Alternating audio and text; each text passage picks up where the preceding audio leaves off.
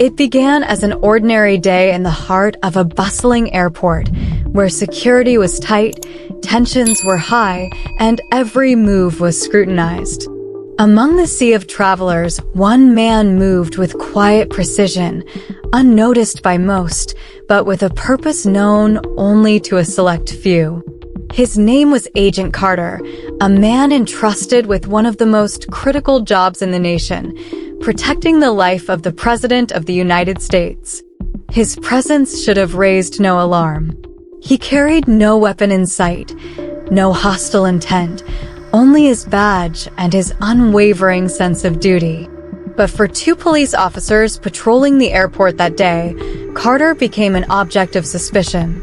To them, he didn't belong, and no explanation he could offer seemed good enough. What unfolded next was as swift as it was brutal, a moment of misjudgment that would shatter protocol, question authority, and reveal deep cracks in the very system meant to protect us all. Carter, a man trained to defend against the worst threats, suddenly found himself the target of violence at the hands of those sworn to serve and protect. And as the officers acted on their unfounded fears, they had no idea who they were dealing with, or the consequences their actions would bring. This wasn't just a mistake. It was a chain reaction that could have jeopardized the safety of the president himself. So, how did a high-ranking Secret Service agent become a victim of such a shocking miscalculation? And what does this incident reveal about the hidden dangers of bias and assumption, even in places where security and justice are supposed to prevail? The answers are as disturbing as they are revealing. This is the story of what really happened when the wrong man was pulled from the shadows into the spotlight, and how a simple act of profiling almost unraveled the careful balance of power and protection. Agent Carter was no ordinary man. For over a decade, he had served as a member of the elite Secret Service, a role reserved for those with unmatched skill, unwavering resolve, and the ability to remain calm under pressure. Carter had faced threats far greater than anyone could imagine, his life dedicated to a single mission: to protect the President of the United States at all costs. His presence was a shield against danger, his training honed to detect and neutralize threats before they even materialized. Today was no different, except for one thing. The danger he would face wasn't from an external threat, but from within the very system he was sworn to defend. The scene was a bustling airport, alive with the constant hum of engines, announcements echoing over loudspeakers, and the hurried footsteps of passengers. The president was scheduled to board a high-security flight later that afternoon, and Carter had arrived ahead of him to ensure every detail was accounted for. In his low-profile suit, he blended seamlessly into the crowd, his eyes scanning every corner, his movements deliberate and precise. To most, he was invisible, a professional doing his job without drawing attention. But to Officers Myers and Grant, he was something else entirely. As Carter walked toward the gate, he noticed the officers watching him. Their eyes lingered longer than necessary, their gazes heavy with suspicion. He felt it immediately, a subtle tension, an unspoken judgment that followed him like a shadow. Carter had experienced moments like this before, and while it was never pleasant, he had learned to rise above it. This time, however, was different. The officers began to move toward him, their expressions firm, their assumptions already made. Carter, ever composed, greeted them calmly and presented his credentials, explaining that he was on duty and preparing for the president's arrival. But his words fell on deaf ears. Myers and Grant weren't interested in explanations. They didn't see a highly trained federal agent. They saw someone who, in their eyes, didn't belong.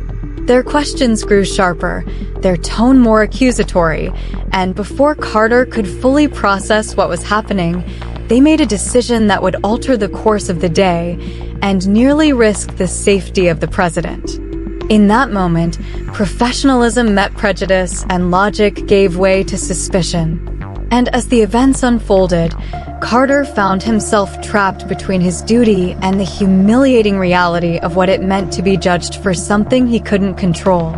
Agent Carter had barely taken his seat on the plane when Officers Myers and Grant decided to make their move. They entered the cabin with a purposeful stride, their eyes scanning the rows of passengers until they landed on him. Passengers around him shifted nervously, unsure of what was about to happen. The officers approached Carter, their posture rigid, their voices firm but accusatory. Without preamble, they demanded to know what he was doing on the flight and why he had boarded early.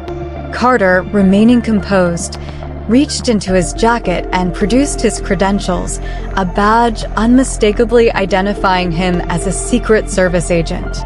"I'm on duty," he explained calmly. "This flight is part of the president's travel detail." But Myers and Grant didn't even glance at the badge. Instead, they exchanged looks, their skepticism palpable. One of them muttered something under his breath, dismissing Carter's explanation as if it were a rehearsed excuse. The tension in the cabin thickened as passengers began to whisper, their eyes darting between Carter and the officers. Despite his best efforts to de-escalate, Carter's words were ignored. The officers grew increasingly confrontational, accusing him of suspicious behavior and refusing to let him speak further. Then came the order no one expected. "You need to step off the plane now." Carter's heart sank, but his face betrayed nothing. He understood the weight of his role, the importance of maintaining composure, even under provocation. Reluctantly, he stood and began to follow the officers out. That's when everything changed. The moment Carter exited the cabin, the officers grabbed him with unnecessary force, twisting his arms behind his back as if he were a common criminal. He didn't resist. He knew better, but the aggression was impossible to ignore. They forced him against a wall in full view of passengers still boarding, their voices raised as they barked orders at him. Confusion rippled through the crowd. A few passengers called out, asking what was happening, but they were quickly silenced by sharp glares from the officers. For Carter, the humiliation was crushing. Here he was, a man trained to defend the highest office in the land, being treated like a suspect. His mind raced, not with anger, but with cold calculation. He knew the risks of escalating the situation. Any sudden movement could be misinterpreted. Any raised voice could confirm the officer's unfounded fears. And yet, every second of this ordeal chipped away at his dignity. He could feel the stares of the crowd, the weight of judgment pressing down on him. Still, Carter remained calm, a quiet storm brewing beneath the surface as he endured the injustice in silence. The officers had no idea who they were dealing with, no understanding of the critical role Carter played or the consequences their actions could have. As they tightened their grip and prepared to haul him away, the truth, unavoidable, undeniable, was closing in on them. And when it arrived, it would shake the foundation of everything they thought they knew. As the dust began to settle, the glaring flaws in Officers Myers and Grant's actions came to light. Their decision to remove Agent Carter from the plane was rooted in nothing more than surface-level assumptions. They saw a black man, sitting alone, boarding early, and their biases filled in the rest. They questioned his authority without investigating his credentials and dismissed his identification as if it held no weight. Their actions were impulsive, fueled by prejudice rather than protocol. The officers hadn't bothered to confirm Carter's story, his badge, his credentials, or even his calm explanation. They assumed he didn't belong. They assumed he posed a threat. And in doing so, they violated not just his dignity, but the very principles of fairness and professionalism their roles demanded. For Myers and Grant, this was a routine act of enforcement. For Carter, it was a humiliating breach of trust, and for the President of the United States, it was a dangerous lapse in security. As the situation escalated, Word of the incident reached the president, who was still at the airport preparing for departure. When informed that one of his own Secret Service agents had been forcibly detained, the gravity of the situation struck him immediately. Abandoning his usual entourage, the president marched directly to the scene, his authority cutting through the commotion like a blade. The sight of the commander-in-chief approaching was enough to silence the room. Myers and Grant, still holding Carter in a restrictive grip, froze as the realization of their error began to dawn on them. The president's reprimand was swift and unequivocal. With a calm but stern tone, he called out the officers for their reckless behavior. "This man," the president said, gesturing to Carter, "is one of the best trained agents in this country. He is here to protect me, and your actions could have jeopardized my safety and the safety of everyone on this flight." The weight of the president's words hung heavy in the air, the enormity of their mistake sinking in for Myers and Grant. The crowd watched silent as the president turned to Carter and offered a sincere apology for the humiliation he had endured. For Carter, the apology was a moment of both validation and frustration. He nodded respectfully, accepting the president's words, but his composure belied the emotional toll of the ordeal. The sting of being judged for his appearance, the humiliation of being manhandled in front of a crowd, it wasn't something an apology could easily erase. Yet, Carter's professionalism never wavered. "Thank you, Mr. President," he said quietly, his tone steady. "But I need to make one thing clear. If you hadn't intervened, this could have gone further. And your safety could have been compromised because of their assumptions."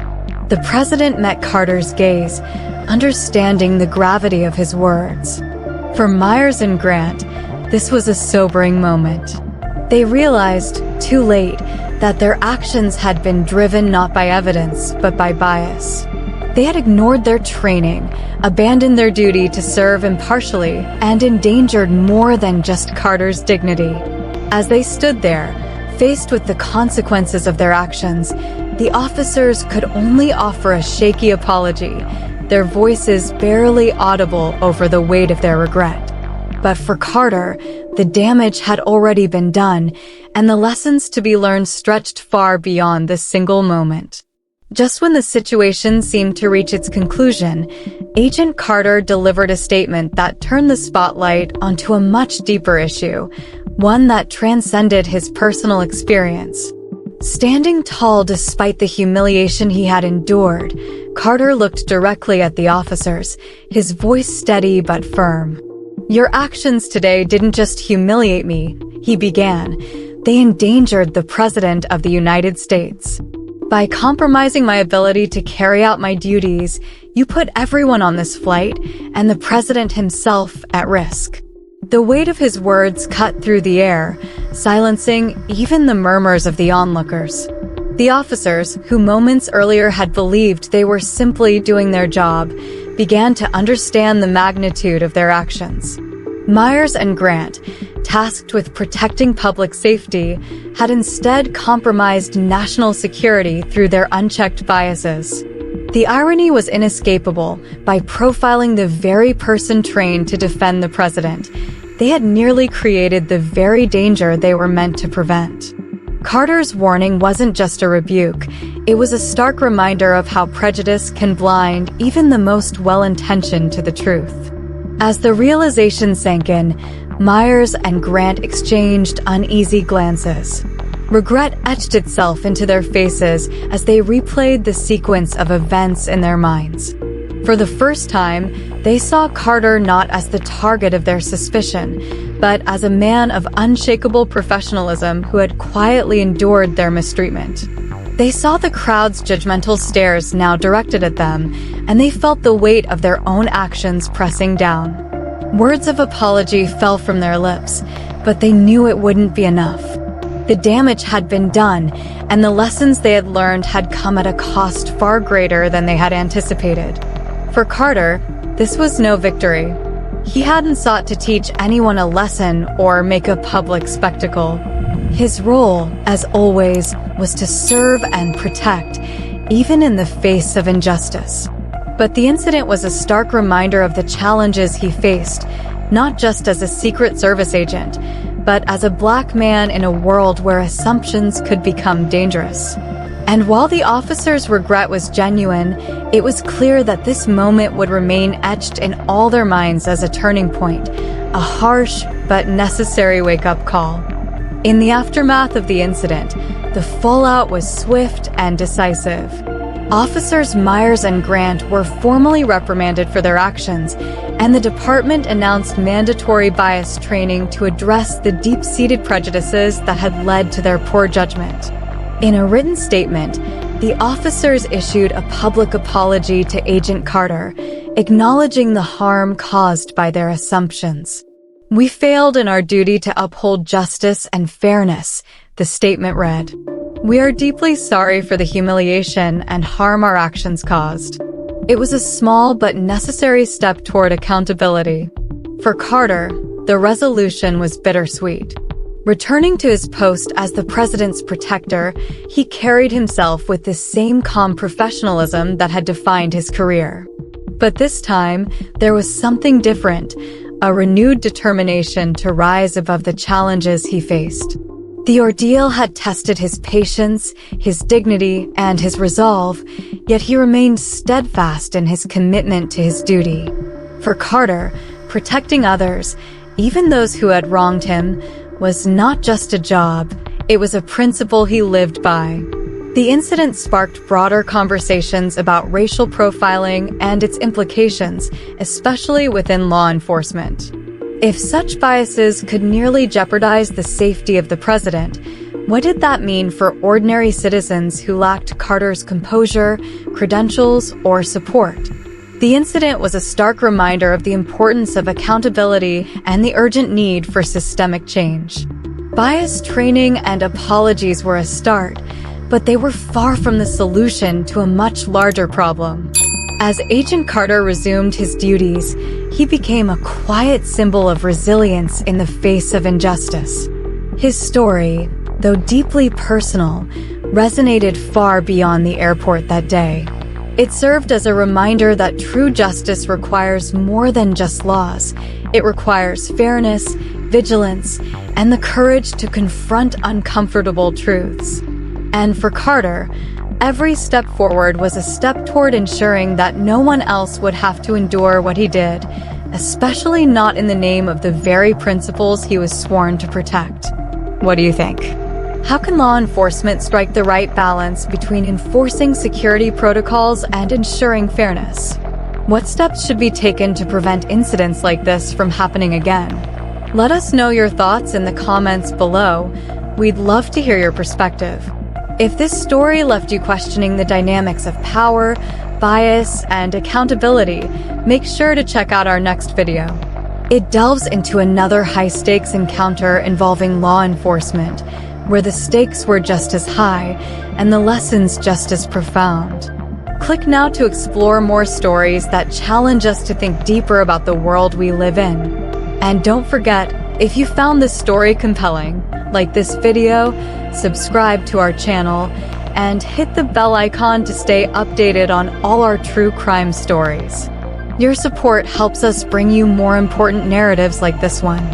Thanks for watching, and we'll see you in the next story.